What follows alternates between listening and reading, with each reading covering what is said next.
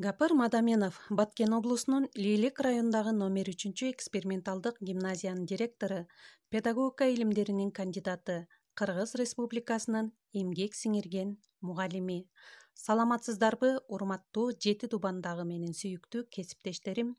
Сиздер менен мен Талас облусундагы Жаш мугалимдер мектебинин координатору, Мадаменов агайыбыздын шакерти Салтанат Бейшенова. Акыл эмгегинин маданияты китебинен өтүлүүчү темабыз акылсыздан генийге деген тема. Бул абдан кызыктуу темаларыбыздын бири. Томас Альва Эдисондун ачылыштары боюнча анын өмүрү тууралуу маалымат аласыздар. Анда эмесе көңүл бурабыз.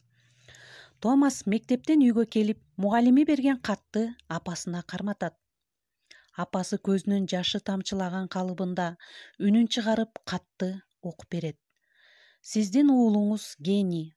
Мектепте алып жаткан билим уулуңуз үчүн жетишсиз болгондуктан сиздин уулуңузга керектүү билимди бере турган мугалим да жок.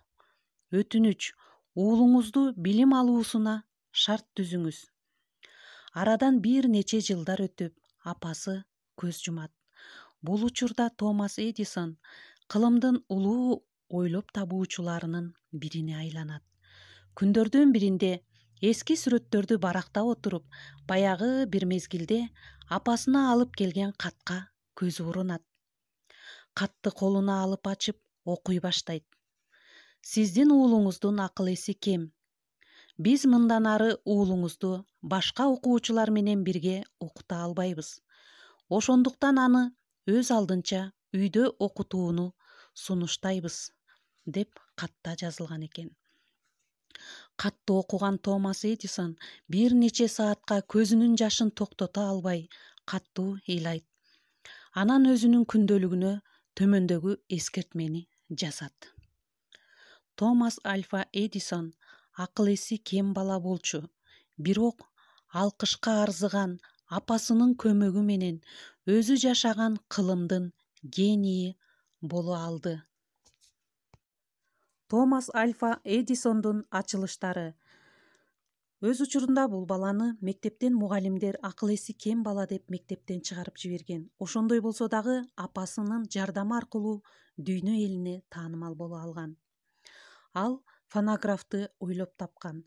Ошондой эле 1879 ар бир үйдө, бөлмөлөрдө турган лампочканы, ошондой эле электростанцияларды, флуороскопту жана микрофонду дагы эң биринчилерден болуп ойлоп тапкан инсан болгон. 1891 кинотограф жана кинотофен, ошондой эле электрдик счетчиктерди жана электромобилди ойлоп тапкан. Ошондой эле бетондук үйлөр, мебель, азыр баардык үйдө эле мебелдер бар, мына ошону дагы ойлоп тапкан. Жана сүйлөөчү кукла, оюнчуктарды дагы эң биринчилерден болуп Альва Эдисон ачылыштарында киргизген. Демек, урматтуу кесиптештер, мына жашоодо эненин ролун байкадыңыздар.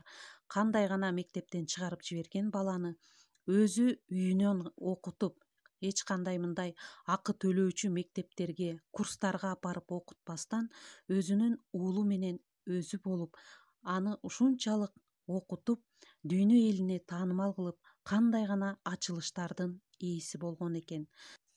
Ар бир ийгиликке жеткен адамдын аркасында эне турат деген сөз менен бүгүнкү сабагыбызды жыйынтыктайбыз.